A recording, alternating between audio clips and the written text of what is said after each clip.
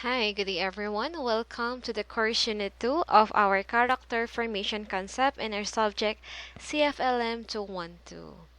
So, let's start. So, the topics to be discussed for today is all about introduction to character formation, concepts, factors that influence character, pillars of good character, character traits, Filipino traits, and characteristics. Sabi nga dyan, the true objective of education is the formation of character. Do you agree with that? Diba? Na ang sukatan talaga, 'di ba? Sabi niya, the true objective or parang yung pinakalayunin namin sa inyo is not just it is not it will not just rely or will stop in just molding you or giving you shaping you a good education, but also forming your character inside the classroom or even in virtual online class like this. Let's start. So, introduction. So, as human beings, we have to be careful of our thoughts, for it will become the source of our words. Sabi nga dyan, ha? Bilang isang tao, sabi niya, we need or we have to be careful of our own thoughts or ang inisip natin. For it will become the source of words. Kasi kung anong inisip natin, siya ang sasabihin natin. And we have to be careful of our words, for it will become our deeds. And syempre, kung ano ang sinabi mo, kailangan baka ito rin ang kalalabasan ng gagawin mo or ito rin ang gagawin mo based on what you have said, di ba? Our deeds will become our habits. Kung ano man ang ginagawa natin, ito na yung rotational or paulit-ulit na gagawin natin, and so what we call the habits. So our habits will become our character, and our character will become our destiny. So, napakaganda ng message niya, di ba? So, as human beings, we have to be very careful of our own thought, words, deeds, because it will become her habits, character, and last one, it will become your destiny. So, it is you. So, in the present times, it is now that the character that counts, not the intellect and the acquired abilities and skills. So, character is the solid foundation on which a person's entire life is based. Diba sabi nga natin, sa panahon ngayon, mas gugustuhin mo pang makasalamuha yung taong walang pinag-aralan. Or parang ang sinasabi natin is, ang tunay na sukatan ng katalinuhan ay kung paano niya tratuhin yung mga ibang tao. Sabi nga, in present times, it is now the character that counts, not the intellect and the acquired abilities and the skills. So, parang kahit matalino ka, di ba? Kahit nasa iyo na lahat ng talents, if, sabi niya, yung ugali mo naman is parang ugaling basahan or di ka marunong rumespeto, di ba? Ibig sabihin, nasa ng pinag-aralan mo? If yung simpleng respect, hindi mo alam i-apply sa sarili mo or sa ibang tao. So, character is the solid foundation on which a person's entire life is based. And also, di ba, sometimes, di ba, there are things na mag-fail tayo if gagamitin lang natin ang nating knowledge. But, we will pass if we have the good character. Next. So, general concept of character formation. So, from the Greek word cheresein, referring to an engraving instrument to impress a mark upon a coin. So, dati, or ang character came from the Greek word cheresein, which is ginagamit siya nun as yan, pang impress ng mark upon coin. So, kung i-apply natin dito sa ating pagkatao, kung ano man ang character mo, yun ang tatatak sa'yo as your personality or pagkakilanlan mo sa ibang tao. So, applied to the distinctive mark of personality, it is the sum of this mark is called characteristics. So, ibig sabihin nga, distinctive mark of personality kasi nga magkakaiba-iba tayo ng character. So, kung i-apply natin yung sa coin, sabi nga niya doon sa charism, it could be permanent. So, ibig sabihin, kung i-mark naman natin kung ano yung character mo, di ba? Or kung ano yung distinctive habits mo or distinctive personality mo, yun ang tinatawag nating characteristics. So, character, di ba? It is a psychological notion that refers to all the habitual ways of feeling and reactions of a person that distinguish one individual from another. As I told a while ago, ang karakter ng ng mga tao is iba-iba. Sabi nga niya, it is a habitual ways. When we say habitual ways, it means it is repetitive, 'di ba? Repetitive ways of what? Feeling and reactions towards things, 'di ba? And a person distinguish one individual from another. So, it is your trademark of being a person. Diba, alam mo naman yung tao, kahit sabihin mo nang magbago man ang itsura niya, magbago man ang kulay niya, yung character niya, yun pa rin siya. Unless nagbago siya or nag-improve, diba? So, the process in which an individual develops stable pattern of functioning, thinking, and feeling. Another characters, diba? Sabi niya, character develops over time as one acquire habits, diba? From parents and the environment through reward and punishment. So, yung character nga natin, sabi ko, nag-iiba nga yan. If it could be developed over time, how?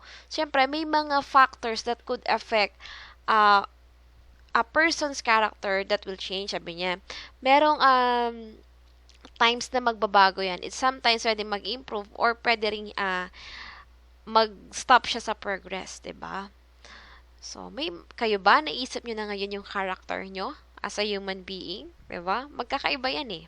O, for example, pag ako ganto, ma-pride ako. Pag ako ganto, iiwan ko na sila, mag-walk out ako. So, 'di ba? We have different characters. Kapag ganto ang nangyayari sa buhay ko, wala akong pakialam, go lang, positive ako. So, kilalanin natin. What are your different characters? So, ito. Maybe we could watch this para malaman natin what is character.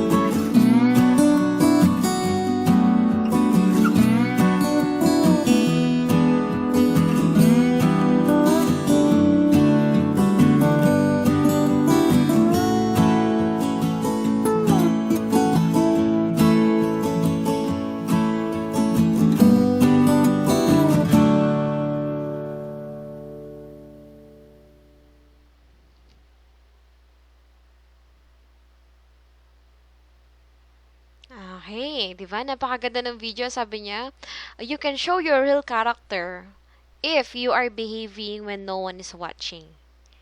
Sabi nga niya, there is a good character and there is also a bad character. And nalalaman din natin ang real character natin when on how we will respond to a given situation. Kung paano may handle yon. That is your true character. And a character, it is, sabi nga niya, it is done by habitual ways.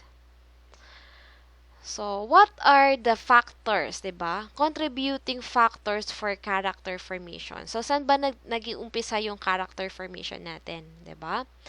So, these are the factors. We have the parental influence, home environment, school environment, and culture. So, ang character kasi, meron talagang probability na magbago or magkaroon ng progress. And the character formation, mag-i-start yan talaga within our parents or sa home natin, 'di ba? Kasi kung ano kasi yung nakikita natin or nare-receive natin na care, 'di ba? Or ano man yung nare-receive natin na pag-aalaga magsimula nung bata tayo, yun ang magre-reflect sa character ng isang tao. Okay, so the number one factor, syempre nga, in developing our character is our parents or the parental influence. Next is the home environment. Ano bang klaseng environment ang meron ka? So, also, the school environment, and lastly, the culture. Ma'am, bakit sila nakaka-affect sa pag-mold ng character? Kasi, di ba, magsimula pala ng bata tayo, if you will remember, John Locke, sabi niya, 'di ba? Tabula rasa, that human is an empty state. Therefore, natututo lang tayo by our environment. So, hindi tayo pinanganak na masama, walang pinanganak na mabuti. So, parang pantay-pantay lang. So, ang character natin, magbi-build upon siya kung paano ka magre-response doon sa mga given situation sa'yo. Also, natututunan natin ang character formation, okay? Doon sa mga ayan nga, magi-start siya at home, sa bahay niyo, magsimula ng bata ka. Kung ano ang natutunan mo, nararanasan mo, kung paano kanila alagaan, 'di ba? Or paano kanila nurture, paano kanila bigyan ng discipline, diyan magi-start yung ating character formation. Okay, 'di ba? Kahit sabihin na natin na nasa kanya na ang lahat, mayaman siya, if kulang naman sa alaga ng parents, kulang sa alaga ng ibang tao, magkakaroon ng deficiency sa character. Sabi nga dyan, ang character, wala yan sa money or wala yan sa material things. Nasa the way na mag-treat ka ng ibang tao or yung behavior mo. Next. So, factors that influence the man in Filipino character formation by Senator Leticia R Shahani. Okay, we have the home environment, social environment, culture and language, history, educational system, religion, economic environment, political environment, mass media, leadership and role model. Okay, balik tayo dun. So, ang dami naman sa Filipino, no? Home environment, ito yung nasa bahay nyo. Social environment, within your community. Culture and language, kung saang ethnic ka, lalo na sa Philippines, diba, napakadami nating different types of group of people, diba, or mga probinsya, diba. History, also, the educational system, kung saan ka nag-aral. Also, a big factor is yung religion.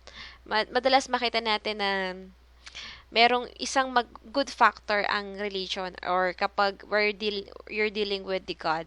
Diba? Kasi, lalo na kung medyo mas strict or mas intimate yung relationship nila with God. So, economic environment also, political environment, mass media, if you are exposed with a good or bad mass media, social media man yan, or even either another media platform. So, it can influence you or it can influence your character. So, leadership and role model. Next. So, determining the character and personality types. Meron tayong openness, conscientiousness, extroversion, agreeableness, and neuroticism. What is openness? Pag sinabing openness, appreciation for a variety of experiences. Kapag openness, parang okay lang, go lang, kaya yan. Parang you are open or you're opening your mind to any challenges that may happen or to any challenges that you can encounter. Next naman is conscientiousness. Ibig sabihin, planning ahead rather than being spontaneous. Ang conscientiousness, ito yung mga klase ng personality na gusto mo lagi kang handa. Okay? Sabi nga, Girl Scout, laging handa. Di ba? Ayaw mo yung lagi kang nararush or parang ayaw mo yung on the spot nagkakaroon ka ng problema. So, ahead, before pa mangyari yun, nakaplano ka na. Next naman is extraversion. Ito naman, being sociable, energetic, and happy to help. Sino ba yan sa inyo? Yung, ito yung happy-go-lucky lang, di ba? And also, there is a willingness to help with the others. Extraversion, ibig sabihin, easy outgoing with the others. Next is agreeableness. Ang agreeableness naman, it means being kind, ayan, sympathetic, and happy to help. Anong pinagkaiba ng extraversions agreeableness? Pareho silang positive character or personality. Ang agreeableness, hindi naman kailangan socially active ka or active ka talaga. Kasi merong mga klase ng tao na kahit tahimik sila, pero alam nating mabait sila. Diba? Yung extraversion kasi, being sociable, therefore, para siyang extrovert. Parang, kilala siya sa mga tao. Kaya niya makipagsalamuha sa lahat. Okay? Which is in agreeableness, there are some personality na, alam nating mabait sila and sympathetic. But, kahit hindi sila ganun ka madaming friends, alam natin na mabait sila. Next, neuroticism. How about this? Inclined to worry or be vulnerable or temperamental. Yung neuroticism naman, ito laging para siyang introvert. Always, alam mo yung parang sabihin natin, OA naman nito. 'Di ba? Or parang advance mag-isip na may mangyayaring masama, ganyan. Or vulnerable, ibig sabihin mahina or weak. Or temperamental, ibig sabihin hindi pa fully develop yung kanyang emotions. Okay po. Next is general types of character. So, the general types of character, we have positive or good character or positive trait. We have negative or negative character or negative trait. And also, neutral character or neutral trait. Yan, isa-isahin natin sila. So, general types of character, number 1, we have positive character, good character, and positive trait. So, sino ba sa inyo dito ang kilala nyo na ganito as positive, good character, or yung pinakamabait sa lahat? Diba? Sabi niya, important virtues that promotes good behavior and habits. Paano mo malalaman na meron kang positive character, diba? Integrity, honesty, ayan, courage, loyalty, and fortitude, taking responsibility for one's action, ayan, adaptability, you're willing to adapt or willing to accept the changes, compatibility, diba? Yung parang flexible ka, patience, compassion, and understanding, drive, and determination. So, those are just some types of different behavior na ma-inculcate na merong isang positive character or good character. So, meron ba kayo niyan?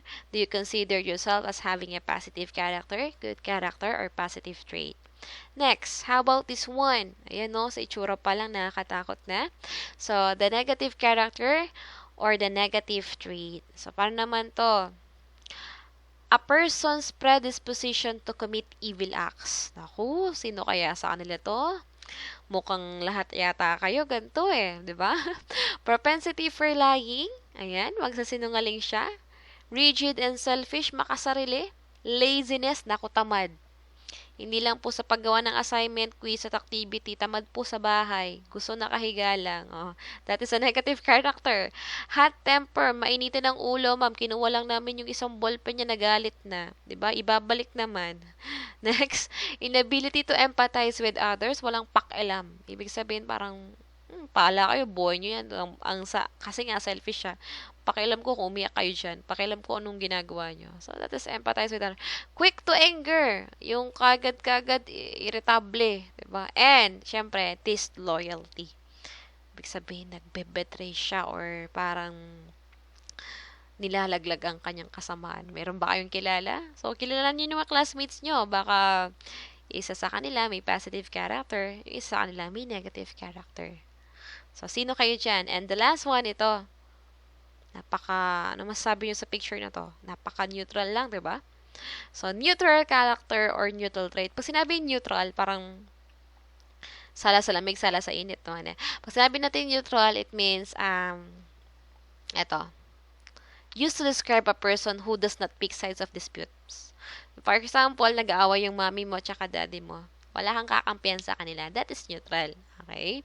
So, neutral also pegs anything that refuses to be bold. Ito rin, ayaw niya yung, ayaw niyang nagpapakitang masama siya. Ayaw din nagpapakita na mabait siya. Sakto lang. Okay? May mga neutral ba dyan? For example, nag-aaway na yung mga classmate niya. Ang ginagawa niya is, ayaw niya na mayroon siyang kakampihan. That is a neutral character. Anyway, itong general types of character na to, hindi naman ibig sabihin, for example, meron kang isang negative character, negative na lahat ng character mo. Okay, pwede namang magsama-sama yan, yung positive character, negative character, and neutral. Depende siguro sa situation. Okay? Next. Types of character. Ito. What are the different characters of a human being? Tingnan nyo if meron kayong gantong behavior or characters, 'di ba? Self-realized character, ibig sabihin enthusiastic, parang you're always having realizations in life. So ibig sabihin parang positivity, ganyan. How about covetous character? Ito, jealous, acquisitive. Ibig sabihin, gusto mo, seloso ka or selosa. And acquisitive, parang gusto mo na-acquire mo lahat. That is covetous character. Next, superstitious character. Ito, reliance on superstitious belief. Alam niyo yung mga di makatotohanan, yung mga mapahaka-haka, maniniwala kung saan-saan. Next is egoistic character. Ano naman to? Bossy. So, diba yung bossy dyan sa inyo? Tall talker. Overbearing. Naku, baka nakikilala yung mga classmates nyo dyan. Anti-social character. Ito naman. Neither care for the norms or the normal or ethical values. Ito yung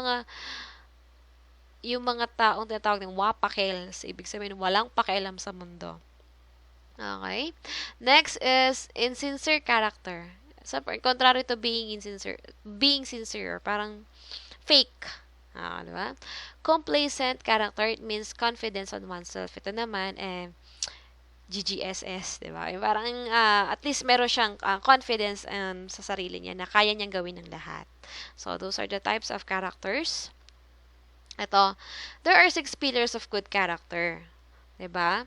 Doon sa video na panood nyo nga, diba? What are the things, sabi niya na to have a good character. So, ito, the 6 pillars of good character. Number 1 is trustworthiness. What is trustworthiness? It means mapagkakatiwalaan. So, honesty. A person of a good character must be person of honesty in both communications and conduct. Ayan. Tanong, honest ba kayong lahat? Naku, ma'am, hindi. May quiz kami mamaya. Open po namin yung PowerPoint. Since online naman, hindi kami mabantayan. Diba? Honest ka ba nun? So, dimensions of honesty, truthfulness, sincerity, candor, integrity, and reliability. No need for further explanation kasi, ano naman sila. Alam nyo na yung mga meaning niyan. Simple words lang naman. Next, reliability. Ayan. What is reliability? Considerations to maintain reliability on what? To avoid bad faith excuses, avoid unwise commitments, and avoid unclear commitments. Ang reliability, kasi alam mo na ikaw yung magiging reliable or responsible dun sa isang command or commitment na meron ka. So, avoid bad faith excuses. Ibig sabihin, parang pag nagiging reliable ka, wala kang hindi ka gumagawa lang ng sarili mong dahilan o dahilan lang, di ba? Next, avoid unwise commitments. Siyempre, parang bago ka mag-commit, kailangan, kung ma-consider natin reliable ka, if lahat ng commitments mo is tutugunan mo, or kung ano man ang pinag-agreean mo, di ba? Or sa tingin mo na kaya mong gawin, otherwise, sabi nga niya, kailangan pinag-isipan mo muna. Pag sinabi natin avoid unclear commitments, ito ayaw mo ng kulang ang instructions, 'di ba? Or parang malabo ka usap kasi isa 'yun sa magiging parang dahilan para hindi ka maging reliable kasi hindi mo magagawa isang trabaho. Next, respect. So, qualities of a respectful person, it means ability to listen, Yan, syempre, kung nagdi-discuss akong ganito, as a respect, nakikinig kayo. Yan. Treat others with consideration. Ibig sabihin, parang you have some empathy with the others on their feelings, diba? Capable of accepting individual differences and beliefs. Ito, ang respect. For example, kunwari tayo, magkakaibigan. Diba sa magkakaibigan, there are chances na magkaiba yung opinion nila sa isang bagay. For example, kay President Duterte, may mga kaibigan nyo na pro kay Duterte, meron din kayong kaibigan na anti-Duterte. So, in this sentence na capable of accepting individual differences and beliefs, therefore, we need to respect ano man yung sasabihin ng ibang tao or ano man yung opinion ng iba kasi they have their own. Diba? So, you just need to respect that na meron tayong kanya-kanyang paniniwala. Next. So, responsibility. Qualities of a responsible person. Sense of accountability. Yan. Pursuit of excellence and self-restraint. Another, fairness. Anong ibig sabihin ng fairness? Ibig sabihin, pantay-pantay ka lang. Equality, impartiality, proportionality, openness, and due process. Caring, it is the ethical decision, and citizenship, it is the civic virtues and duties. So, these are just character traits. Madami sila actually, di ba? Hindi ko na kailangan isa-isahin pa. Parang ang mga character traits, for example, alertness, attentiveness, ito yung mga character mo as a human. So, lahat yan, meron naman tayo dyan. Diba? Depende lang sa level. For example, alertness. Yung isang student, alerto siya lagi. Pero isang student, mababa naman yung alertness niya. Wala siyang ka-alerto kasi late nga siya sa attendance. Meron nang announcement, hindi niya pa rin nabasa. Diba? So, those are the different character traits na meron ng isang tao. Pero depende kung paano yung character traits na yan. It's good bit. Pwedeng good character siya, or bad character, or neutral. So, these are just the, madami sila eh. Ito. So, just read it in your PowerPoint. Hindi na natin kailangan pang i-discuss yan isa-isa. Next. So, most well-known traits and attitudes of Filipinos. Ito. Kasi Pinoy tayo eh. Ano ba yung mga kilalang traits ng mga Pilipino? Positive traits. Ito, hospitality. Ayan. Hospitality kasi alam nila na parang sabi nga nila bumabagyo na, nakangiti pa rin ang Pinoy. Or another hospitality is yung pagtanggap natin ng mga bisita. 'Di ba? Kaya ang Kapampangan na adapen, diyan nga na yung ulam. Atin yang pakan king bisita na. Or for example, magfi-fiesta, 'di ba? Yung ugali ng mga Pinoy magfi-fiesta kahit wala yung pera. Basta may fiesta, mangungutang 'yan, 'di ba? Kasi mayroon siyang darating na bisita. That is hospitality. Parang ayaw natin napapahiya. 'Di ba? Parang lagi nating tinitreat yung bisita natin as tawag dito, ng may galang or laging always welcome sila. That is hospitality. Yan ang isang attitude ng Pinoy kung bakit nagugustuhan sila ng ibang tao. Number 1 ang hospitality. Kasi hindi katulad sa ibang bansa, di ba, na pagsasaran ka ng pinto, di ba, or parang hindi welcome yung ibang tao sa kanila. Next, respect. Wow. Number 2 ang respect. Madam, do you agree? Nagre-respect ba kayo? Siyempre, yes. Criminology students kayo eh. Dapat meron kayong respect. Next, strong family ties. Ito talaga. Strong family ties kahit pa third cousin na, fourth cousin na eh. Or pinsan na sa tuhod eh. 'Di ba? Parang talagang kapag pinsan niya. Or for example, sabi nga, blood is thicker than water. Talagang dito sa Philippines, talagang haba ng extended family. Okay? Next is generosity and helpfulness. Ayan, will or bayanihan. Diba? Alam natin yan, bayanihan act na nagtutulungan sila.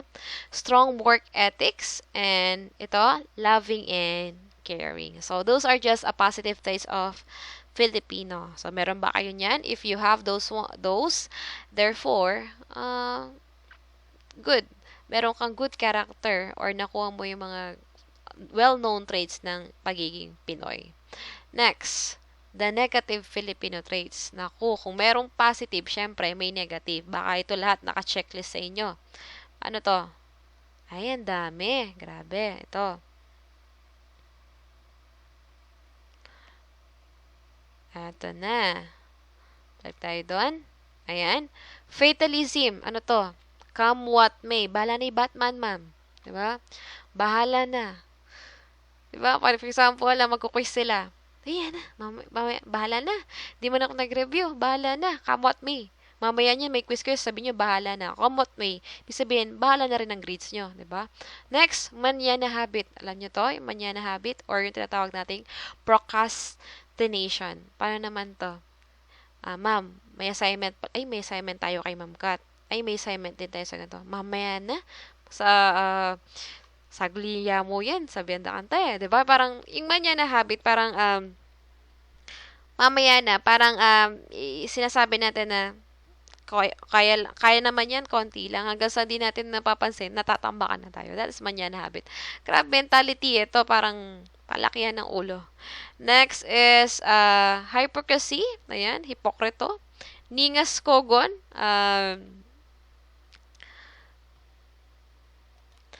Ningas kogon, parang ano siya, tawag dito, hanggang umpisa lang siya. Kanwari, first time online class, ayan. May notebook pa siya dyan. Meron pa siyang sariling study table. Pang nasa kalagitnaan na or nasa after ng prelims, ay, hindi na nagno-notebook yan. Ibig sabihin, parang hanggang umpisa lang. That is ningas kogon. Tardiness, o ito, tamad, or parang laging late. Diba? Kaya nga, Filipino time, sabi nga nila sa tardiness eh. Diba? Always Filipino time. Parang lagi tayong late. Next is gossiping. Eto. Siyempre, chismoso. Chismosa. Kahit saan, meron. Meron na ngang COVID, pero nasa labas pa sila, nagchismoso. O chismosa, diba? Blaming. Siyempre, lahat sila walang kasalanan. Hanggat maaari, isisisiyan sa iba. Next is selfishness. Ito naman, madamot. Okay, ayaw mamigay ng ulam. Madamot. May mga ganyang negative Filipino traits eh. Ito, disobedience to simple rules. Ayan, number 1. Para sa akin, number 1 to yung disobedience to simple rules. Sabi ng mag-face mask. Sabi ng walang lalabas ng daan ng walang face mask, pero wala silang takot eh. No, kahit bata or matanda. Minsan nagsisimula pa sa mga ibang magulang. Kaya napaka-simpleng rules lang. Ano pa nila, parang lalabagin pa nila. Next is attention seeker. Ayan, bida-bida, 'di ba? Bida ang saya. Sabi nga, Jollibee, attention seeker, gusto siya lagi ang bida or siya lagi ang nakikita. So, meron ba kayo niyan? Ito pa. Being onion skin or too sensitive or atang balat sibuyas. Diba? Sinagkalkya mo, ma'am. Diba? May nga gani. Parang, masyadong sensitive. Ayan. Living, or yung mga yon parang hindi mabiro. Ganun. Next is living beyond their means. Is big sabihin, social climbing. Yung tipong, kahit walang-wala na siya, ipapakita niya sa kaibigan niya na, ay, meron ako nito, iPhone, cellphone ko, ganto ganyan. Yung kahit hindi na niya carry, ayaw niyang ipakita sa iba na naghihirap siya. That is social climbing. Parang hindi na nararapat sa pamuhay. Living beyond their means nga. Kung hindi na siya appropriate dun sa pera or na meron siya. Ganun. So, madaming ganyan, 'di ba? Kahit sa social media, makikita mo yan. Passivity or lack of leadership, ayaw nila lagi yung responsible sila or parang ayaw nilang nangunguna. And other negative traits. So, napakadami, no? Napakadaming negative traits ng isang Pinoy. Lahat ba kayo dyan meron? Baka out of this 15, lahat yan naka-check sa inyo. Diba? Next. Ito. There are 3 main traits underscoring Filipino values. So, personalism, familialism, and particularism. So, what are the 3 main traits? Again, number 1, personalism. Personalism, it means interpersonal relationship. Ibig sabihin, sa sarili mo, nabubuhay ka, or yung Filipino values mo is, parang, gagawin mo lahat, magiging progress lang ang sarili mo. Okay? Next is familialism. Ibig sabihin naman to, breadwinner, di ba? Yung parang lahat gagawin mo para sa pamilya mo. Next naman is particularism. Ibig sabihin, strive to promote their own and family interests. Ibig sabihin, parang pinagsama personalism and familialism na lahat gagawin mo, umangat or mag-progress din ang sarili mo. Siyempre, kasama din ang family mo. That is particularism. So, pinakamaganda na dyan yung particularism kasi pangit ang mag-progress ka lang ng mag-isa nang hindi mo sinasama ang iyong pamilya. Sabi nga natin, blood is thicker than water. So, this video, describe your character, ayan, and personality. It will be your guide for your assignment. So, para malaman nyo ano yung gagawin nyo. So, watch this one. Describe your character and personality.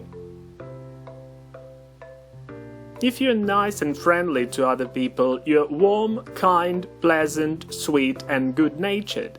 And if you're not, you're cold, unkind, unpleasant, horrible, unfriendly. If you love communicating with other people, you are an extrovert, which means you're sociable and outgoing. People who like talking are talkative and communicative. If you don't like communication, you are an introvert, which means you are quiet, reserved, shy, or taciturn. If you are relaxed in your attitude or manner, you are positive, optimistic, cheerful, easygoing, laid back. And if you are not, you are gloomy, pessimistic, negative, miserable, or tense. People who think about others' feelings are sensitive, tactful, thoughtful, delicate, caring. And the opposites are insensitive, tactless, heartless, cruel, and cold-hearted. People who prefer telling the truth are honest, truthful, sincere, frank. And those who don't are dishonest, liars, insincere, deceitful. So a liar is a noun. If you are open to new ideas and different views, you're open-minded, unbiased, flexible, and tolerant person. And the opposites are narrow-minded, biased, bigoted, intolerant. If you know what you want and intend to reach your goals, you are determined, strong-willed, strong-minded, resolute, confident. And if you don't, you are undetermined, weak-willed, indecisive, irresolute, unsure.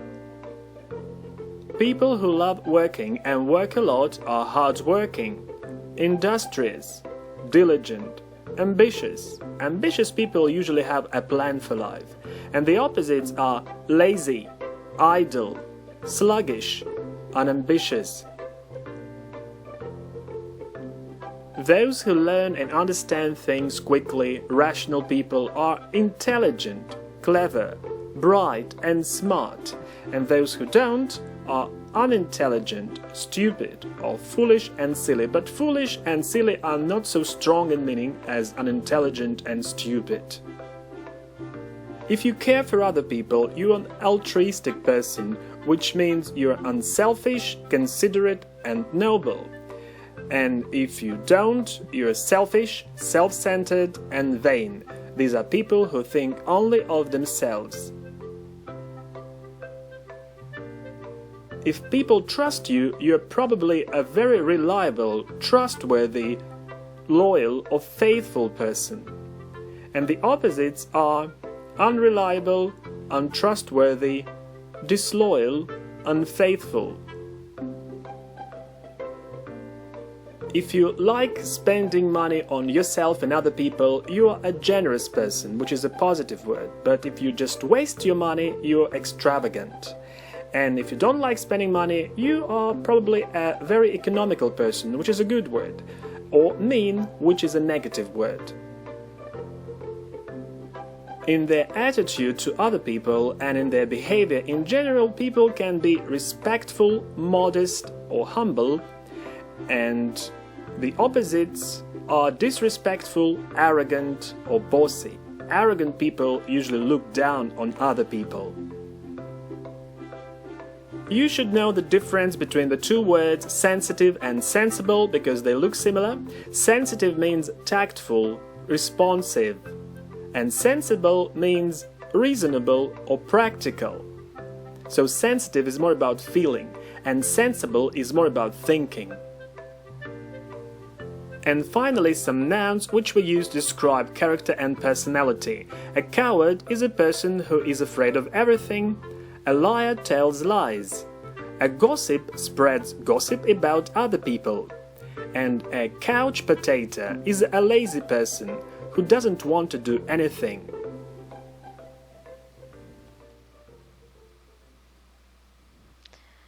So that's it.